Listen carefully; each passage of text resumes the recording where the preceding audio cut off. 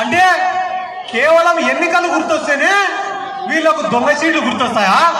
ఒక మనిషిని అంత అవమానపరిస్తే గాని ఓట్లు పడవని అనుకుంటున్నారా?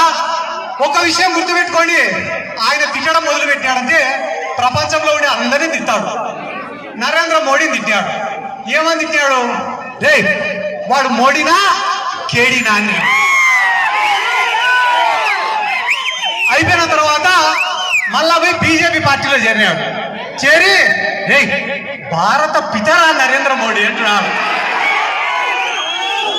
కాంగ్రెస్ పార్టీలో చేరినాడు. రే సోనియమ్మ దేవత రా అన్నాడు. ఆ కాంగ్రెస్ పార్టీకి రాజీనామా ఇచ్చిన తర్వాత ఒక గాడిదకి సోనియా గాంధీ బొమ్మ వేపించి చెప్పులతో కొట్టించినాడు మొత్తం ఊరంతా.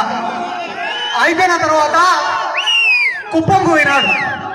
కుప్పంకు పోయి ఆడ చంద్రబాబు నాయుడిని నోటికి ఎంత మాట వస్తే అంత మాట కూడా తిట్టాడు. అంతెందుకన్నా తెలుగుదేశం పార్టీ వాళ్ళు ఈ నంద్యాల పార్లమెంట్ లో 7 మంది ఎమ్మెల్యే అభ్యర్థులు ఉంటే ఆ 7 మంది ఎమ్మెల్యే అభ్యర్థుల్ని కూడా ఆయన ఇడిచిపెట్టలే. ఆళ్ళగడ్డలో అఖిలప్రియ గారు ఉన్నారు.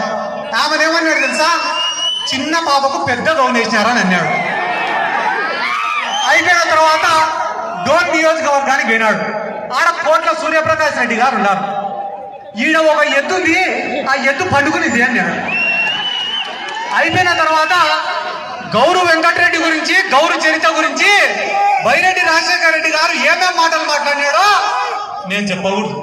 ఈ నందికొట్కూరు నియోజకవర్గం ప్రజలే చెప్పాలా. ఇంకా ఎవరున్నారు? లాస్ట్ శివానంద రెడ్డి ఉన్నాడు. ఎవరైనా కూడా బైరెడ్డి రాజశేఖర రెడ్డి గారి ఫోన్ తీసుకొని దాంట్లో శివానంద రెడ్డి ఫోన్ నెంబర్ కొట్టారనుకో, పేరేం పడుతుంది తెలుసా? చింగ్ చాంగ్ అని పడుతుంది. అంటే వీళ్ళు తిట్టడం మొదలు పెడితే ఎవరిని ఇచ్చిపెట్టరు. వాళ్ళ సొంత పార్టీ వాళ్ళనే ఇచ్చిపెట్టలే, ఇంకా మనల్ని విమర్శించకుండా ఉంటారా? దయచేసి ఆలోచన చేయండి అన్న. ఈ నందికొట్కూరు నియోజకవర్గంలో ప్రజలు మాత్రమే పేదవాళ్ళు కాదన్నా. ఈ నియోజకవర్గంలో నాయకులు కూడా చాలా పేదవాళ్ళన్నా. ఒక ర్యాలీ చేయాలన్నా, ఒక ధర్నా చేయాలన్నా, ఒక ప్రోగ్రాం పెట్టాలన్నా 5,000, 10,000, 15,000, 20,000 అప్పు చేసి కార్యక్రమాలు చేసే నాయకులు కొన్ని వందల మంది ఉన్నారన్నా. ఈ నందికొట్కూరు నియోజకవర్గంలో రాజకీయాన్ని అడ్డం పెట్టుకొని డబ్బులు సంపాదించుకునే నాయకులు ఎవరైనా ఉన్నారా అంటే వాళ్ళు ఇద్దరే. ఒకటి బైరెడ్డి రాజశేఖర రెడ్డి, రెండోది మాండ్ర శివానంద రెడ్డి. మా ఊర్లో మా ముచ్చుమరి గ్రామంలో ఎవరైనా పోయి గౌరు వెంకటరెడ్డిని కలిసి వస్తే ఇదే బైరెడ్డి రాజశేఖర రెడ్డి గారు వాళ్ళ ఇంటికి తాళం వేసాయినాడు. ఎవరైనా పోయి గౌరు వెంకటరెడ్డిని కలిసి వస్తే వాళ్ళ ఇంటికి తాళం వేసాయినాడు. మళ్ళీ ఈ రోజు అదే బైరెడ్డి రాజశేఖర రెడ్డి గారు పోయి గౌరు వెంకటరెడ్డితో, గౌరు చరిత్రతో కలిసినారే, మళ్ళా నీ ఇంటికి తాళం వేయాలా లేదా? అంటే ఈ నియోజకవర్గంలో పేదవాడికి ఒక న్యాయం, డబ్బులునేవాడికి ఒక న్యాయమా? మనంగాన ఈ మాటలన్నీ చెప్పినామనుకో ఏమంటారు తెలుసా? పొద్దున్నే సిద్ధార్థ రెడ్డి గారు బాగానే ఉంది లేరా పిల్లనా కొడుకట.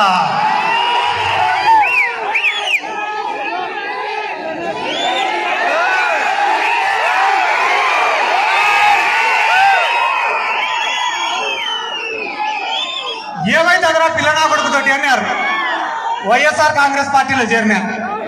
ఏమైతే అదరా పిల్లనా కొడుకుతోటి అన్నారు. ఇదే నందికొట్కూరు నియోజకవర్గానికి ఇన్ఛార్జి అయినా. ఏమైతే అదరా పిల్లనా కొడుకుతోటి అన్నారు. ఎమ్మెల్యే అభ్యర్థిని గెలిపించుకున్నా. ఏమైతే అదరా పిల్లనా కొడుకుతోటి అన్నారు. లోకల్ బాడీ ఎలక్షన్లు అన్ని గెలుచుకున్నా. ఏమైతే అదరా పిల్లనా కొడుకుతోటి అన్నారు. శాప్ చైర్మన్ అయినా. ఏమైతే అదరా పిల్లనా కొడుకుతోటి అన్నారు. రాష్ట్ర యువజన విభాగానికి అధ్యక్షుడైనా. ఇంకొకసారి అంటారేమో ఎమ్మెల్యే కూడా అయినామనుకున్నా. కానీ ఒరే మనం అనే కొద్దీ వీడు ఎదుగుతారా అని చెప్పి ఈ మధ్య అనడం సాధించిన. మొన్న బాలకృష్ణ కూడా వచ్చినాడు ఇడికి. ఇదే పటేల్ సెంటర్కి వచ్చినారు. నేను టీడీపీ వాళ్ళని అడిగినా ఏమైందిరా బాలకృష్ణ మీటింగ్ అంటే, అన్న వాడు తెలుగులో మాట్లాడితే నచ్చి ఇంగ్లీష్లో మాట్లాడితే సుత్తి నాన్న. ఒక్క విషయం గుర్తుపెట్టుకోండి అన్న, మాండ్ర శివానందరెడ్డి అనే వ్యక్తి హైదరాబాద్ లో కబ్జా చేసిన ప్రతి సెంటు భూమి, ప్రతి ఎకరం భూమి అన్ని కూడా దళితులవే. ఈ రోజు వాళ్ళ పరిస్థితి ఎట్టుందిరా అంటే, ఇండియా వాడు పాకిస్తాన్ వాడు కొట్టాడుకొని చైనా వాడి పైన బాంబులు వేసినట్టుంది. శివానందరెడ్డి కబ్జా చేసింది హైదరాబాద్ లో, ఆయన పైన కేసులు పెట్టింది తెలంగాణ పోలీసులు.